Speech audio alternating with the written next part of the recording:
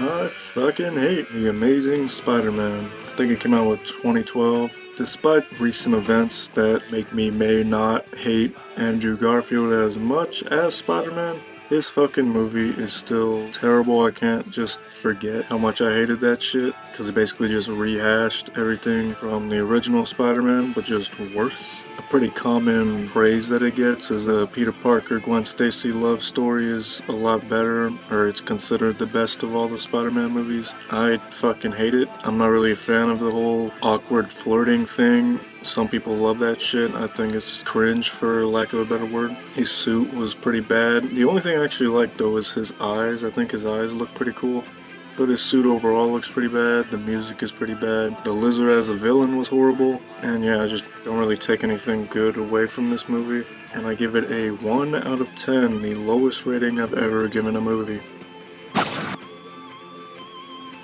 Next is The Amazing Spider-Man 2, which a lot of people fucking hate this movie more than they hate Amazing Spider-Man 1. I simply have it higher up because it makes me laugh, because this movie is at least fun to make fun of. Electro is hilarious, he looks horrible, and the decision to make his lightning attacks sound like dubstep is fucking awesome, in like an ironic kind of way.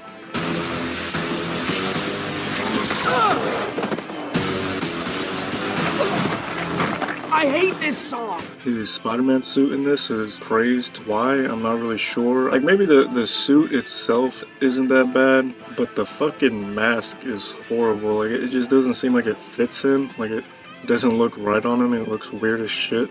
Dane DeHaan's version of Goblin or Harry Osborn or whatever was terrible. But yeah, essentially all I can say is it makes me laugh, and I give it a 3 out of 10. Next is Spider-Man Homecoming, the first installment of Tom Holland's trilogy after his appearance in Captain America Civil War. So at the time I was very interested in watching this, and I remember liking it the first time I watched it, but over time I do not really like this movie. And the only positive to take away is probably Michael Keaton as Vulture, like he's pretty good. And the little plot twist that the black girl he's trying to date was Michael Keaton's daughter, that was pretty sweet. But overall I never go back and watch this movie, and probably never will. So I give it a 6.5 out of 10. Next is its sequel, Spider-Man Far From Home, which I wasn't really anticipating this movie at all. After seeing Homecoming, I didn't really care about Tom Holland's Spider-Man. But then they casted Mysterio to be Jake Gyllenhaal, which is probably one of the best actors of the past decade. So I was like, okay, he'll probably bring in something good, and he was easily the best part about this movie. His awkward-ass relationship with Zendaya was not good. The comedy in this movie is not good. The field trip plot was boring as hell. But his one fight with Mysterio, where he's trying to get out of his illusion, but he's still stuck in an illusion within an illusion within an illusion, that shit was pretty sweet. But I'll give it the same rating of 6.5 out of 10. Next is possibly the most memed movie of all time, probably even surpassing Shrek, and that's Spider-Man 3. When I was a kid, I loved Spider-Man 3. Now, I love the memes, but the movie itself is fucking stupid. Give me rent. You'll get your rent when you fix this damn door! 2/3 of this movie is bad. You know, the beginning is pretty bad, and the end is pretty bad. The middle is enjoyable because of emo Peter Parker, aka Bully Maguire. That shit is funny as hell. But like, aside from some good shots here and there, the fucking plot is horrible, which everybody who kind of looked into the background of this movie knows that it's not really Sam Raimi's fault, and obviously not the actor's fault or anybody. It's like Sony's fault for fucking butting their nuts into this shit, clamoring for fucking Venom and all this bullshit. It's just made everybody unhappy making this fucking movie. And people love this movie just because it's connected to the other two Raimi movies, but it's fucking bad. But there is a lot more enjoyment in this than the previous movies I've fucking mentioned. So I'll give it a 7 out of 10. And here we are.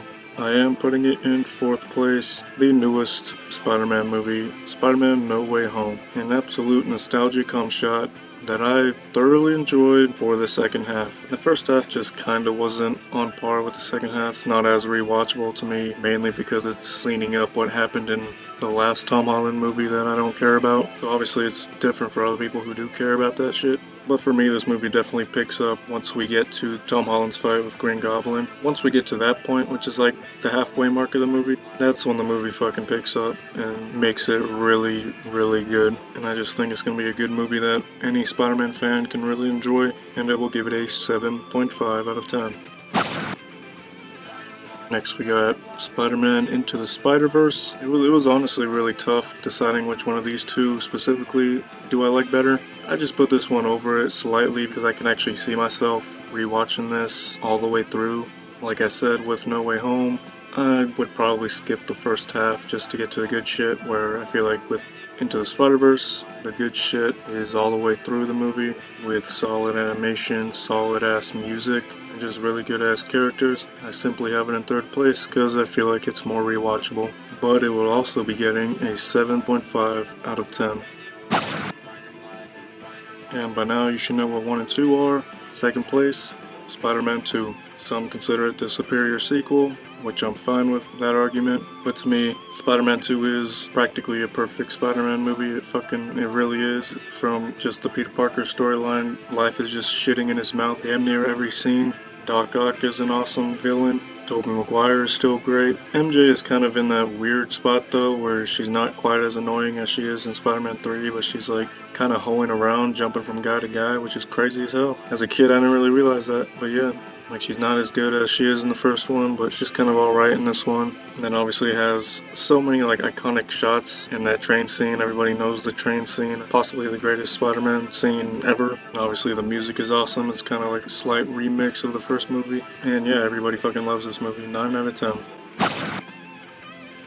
Which only leaves one, which is Spider-Man. It's no fucking secret, this is my favorite movie of all time. So of course I'm gonna have it at number 1. Every single thing about this is pretty much perfect. The music's iconic, the casting's iconic, Willem Dafoe's Green Goblin is iconic, and ironically the best part of No Way Home, so he's pretty much the best part in this movie too. His organic web shooters is much better than making web shooters, I feel like. It's just kinda makes more sense, but either way works. But yeah, it's just the one that started it all, and single-handedly the reason I like Spider-Man in the first place. For that, I will give it a 10 out of 10.